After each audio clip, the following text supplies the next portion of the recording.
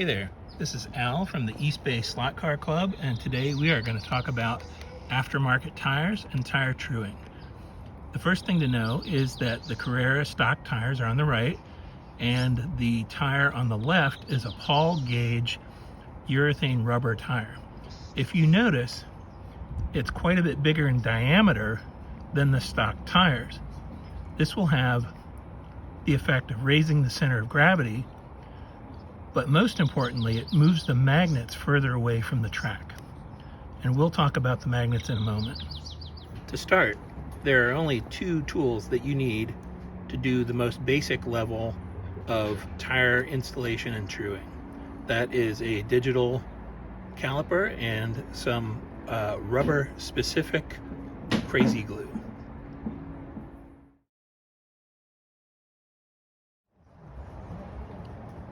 So we can see that on the right I have the stock Carrera tire, and on the left of the axle I have the Paul gauge tire.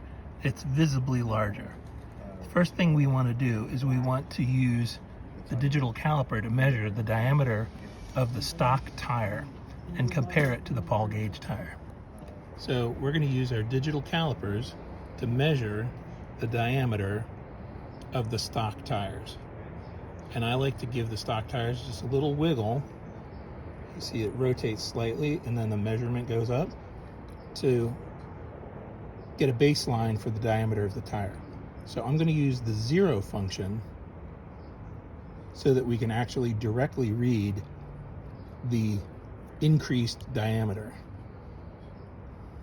So this tire is fully a millimeter larger than the stock tire.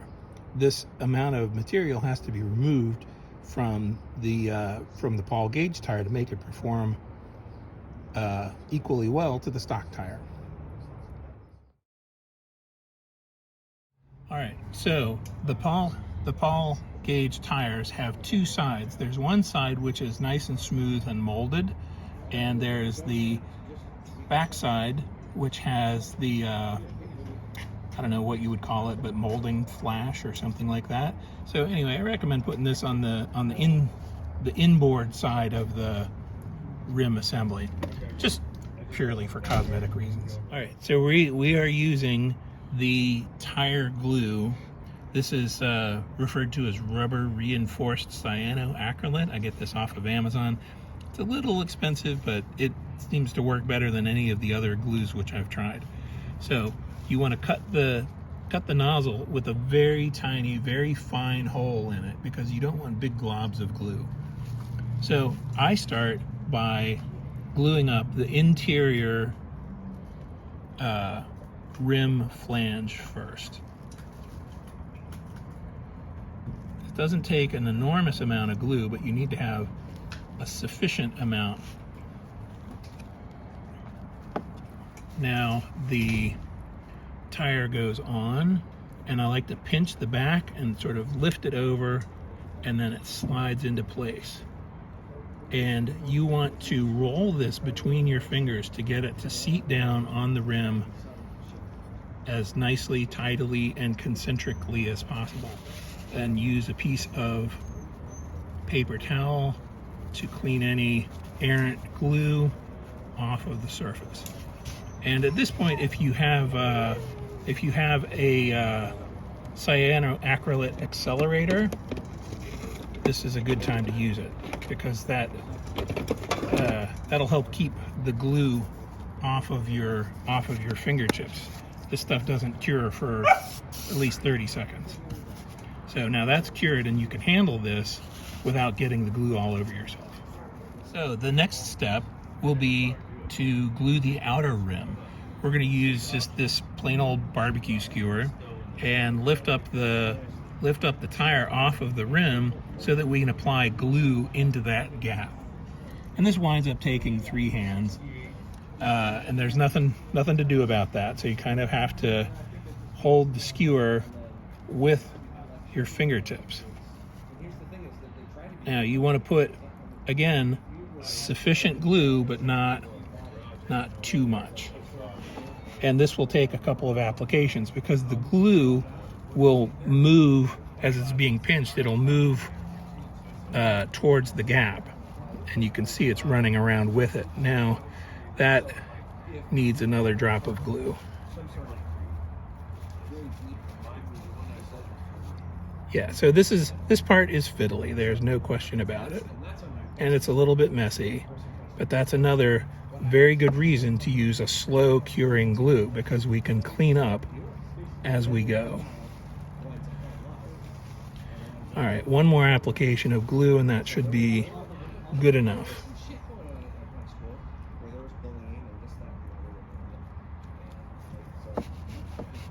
Maybe a little bit more.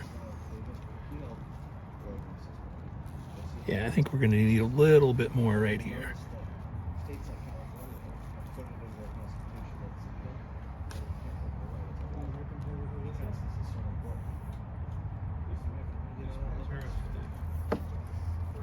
All right, there we go. All right, so now you can see there's glue squeeze out throughout the whole interface between the tire and the rim. We need to get that off because it will be cosmetically unappealing. Don't get it on your fingers, or at least try not to. All right, there we go. And then hit it with the, oh, right, don't forget to pinch and roll to make sure that the tire is concentric on the rim, and then hit it with a little zip kicker accelerant. And just a side note, you want to be careful with this stuff. Do not get it on the windows of your car. It'll fog the windows of the car permanently. The most common way of truing Carrera or Scalextric slot car tires is to use a piece of sandpaper and run the trigger and rub the wheels on the sandpaper like so. This is really suboptimal because the act of using the controller and the digital chip and the motor to true the tires puts a huge amount of load on the digital chip, and it can actually burn out the digital chip. Yeah, for that reason alone, I give a strong recommendation to avoid doing the sandpaper on the track technique. So the way you avoid burning up the chip is you select the connector that comes from the motor and disconnect that connector. That will isolate the motor from the electronics. Then you can use a pair of clip leads, run them from the track, and this actually takes 3 hands, so I'm going to enlist cameraman Mike to hold one end on the track of each, and then connect it to the car. It doesn't really matter which orientation the cable is connected, because all you want is the rear wheels to spin. It doesn't really matter if they spin forward or backwards.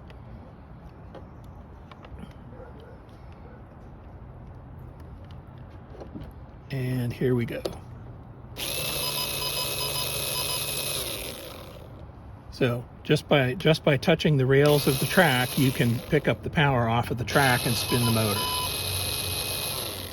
And with somebody holding the power to the rails, you can safely do the sanding of the tires.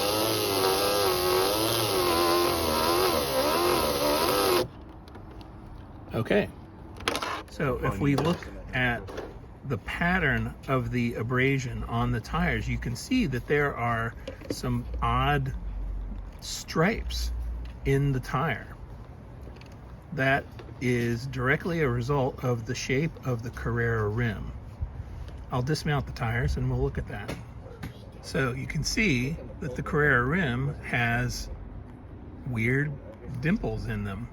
Some people go to the trouble of filling these in with crazy glue and then sanding the rims smooth again.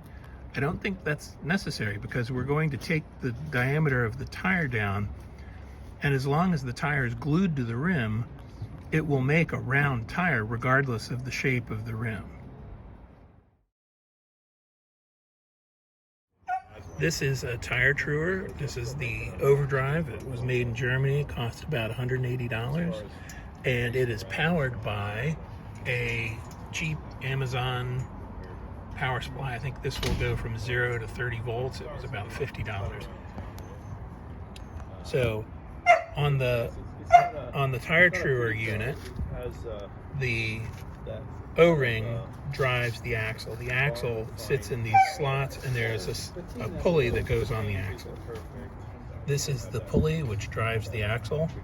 There's a little set screw, and you use a little Allen key to tighten the pulley onto the axle. Okay, so that's the general arrangement of the pulley on the axle. All right. The way this tool works is these V notches are what receive the little brass bushings, and the axle needs to go into the bushings and be able to spin freely on the factory bushings. Then the O-ring goes over the whole assembly and goes back to the drive motor, and that is now assembled and ready to go. And when I turn the voltage on up to about 6 volts, that spins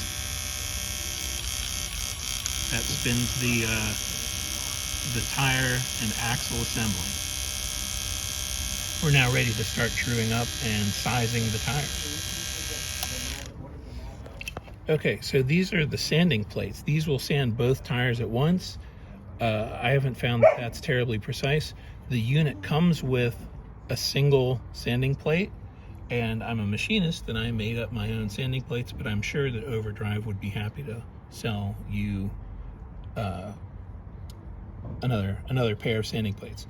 This has a coarse grit. This has, I think, 120 grit. This is 220 grit, and this is 600 grit. So this will get your tires very smooth to achieve the most surface area on the track possible. In order to start truing, we're going to turn the power on, and you'll notice that the wheel is not touching. The knob here pushes the tire down into the sandpaper. So listen to the sound of it. Hear how it loads up? That means it's in contact with the sandpaper, and you just wiggle it back and forth a little bit. Now you can see this little white dust. Now the white is typical of urethane wheels, urethane tires. So we're just going to keep adjusting the tire downward into the sandpaper as the sandpaper removes material off of the diameter of the tire. And then we'll just keep adjusting it and keep adjusting it and moving it back and forth. And then we are going to use, after you feel that this has moved far enough, then we can check it against the diameter that we're looking for, the target diameter, with the digital caliper. So we've got a pretty good pile of dust here. Let's have a look with the caliper. So you can see that we've got the texture of the sanded material. You can see that we've got that texture pretty much all the way around the tire. So that's, at a minimum, that's what you need to do to make the tire run straight and smooth. So I'm going to use this untouched tire, and okay, so that says 1.13 millimeters. And to compare it to the one that we have worked on, that says that we have taken off, well, that is not taken off very much, has it? All right, well, we need to do a lot more sanding. So it looks like it's taken off 1/10 of a millimeter. We need to take off a full millimeter. So after about a minute and a half of grinding on it with the coarsest sandpaper, we have this now. Can you screw the screw into so that it is ever so slightly smaller than our target. So I overshot, but that's okay. So we want to now get the other tire to that diameter. So I need to take off quite a bit off of this one. So lather, rinse, and repeat. We're going to do the same thing to the other side. I'm just going to move the drive pulley to the other side because that makes the tire truer work better. Okay, so we've got both of the tires pretty close to the same diameter. It's not explicitly important that they are identical at this point. So we're going to pop the drive pulley off, and we're going to put the axle back in the car, and then we're going to do a check of the ground clearance. So the ground clearance now is a new concept here in our and of course in our discourse about the truing of the tires. So now we're going to introduce the concept of ground clearance. Basically, that is the amount of space between the bottom of the car and the track.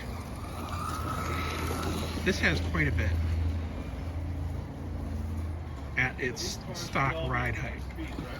So I 3D printed these these are basically feeler gauges, and you don't need to 3D print them, but you can actually just sand down a popsicle stick to these dimensions and get reasonably good results. You can see my 3D printer is less accurate at thinner dimensions. This is supposed to be 1 millimeter, it winds up being 0.9, 0.88 millimeters. So we're going to use these to check the ride height of the car. This sits on top of the rails and goes under the car, and if you feel resistance and can move the car, the space is smaller than the feeler gauge. This is the 1.5 millimeter. This is the 1.25 millimeter. And the space is actually smaller than 1.25. That's good. That's what we want. Ideally, we want it to be right exactly at 1.9 millimeters. So this has a little space in here. So we're going to use the finer grits of sandpaper to bring it down so that this 0.9 millimeter feeler gauge is a snug fit under the car. All right, so I've already done the 220 grit. Now we're going to use the 400 grit and put a final I would call it a polish, I guess, but we're going to put a final touch on the wheel, on the tire, and get that to bring it into final size.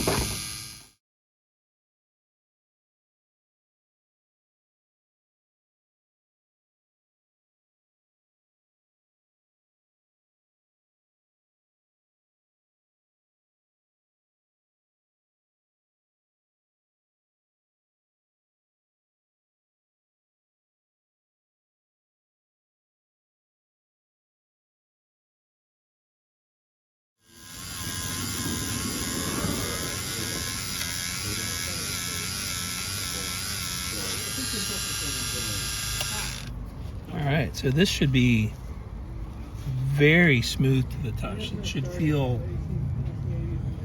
not rough, not anything but sticky almost. So now that should bring us down to about the correct diameter. The very last thing that we need to do to these tires to make them handle well is we need to take these sharp edges off. These are almost 90-degree edges. So we're going to use our medium grit stone, the 220, and we're just going to round over these edges.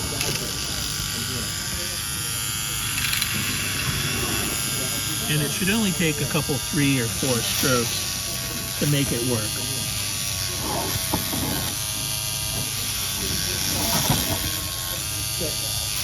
Okay, 5 strokes. And we just need to round off, that profile to make it work good. I'm gonna hit that with the finer grit so that it takes the little fuzzies off. But that is, in a nutshell, that's the tire truing.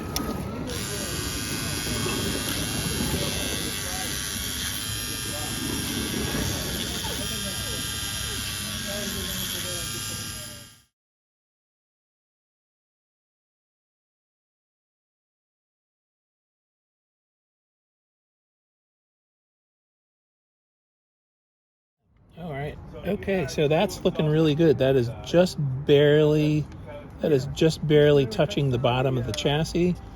I don't know that you can look through there, but it's you can see that it's just sort of beginning to move when I slide the feeler gauge under it. That is exactly what you want. So that is tire truing and bringing the chassis, the magnets, down closer to the magnetic rails in the track. That's I think that wraps up this video.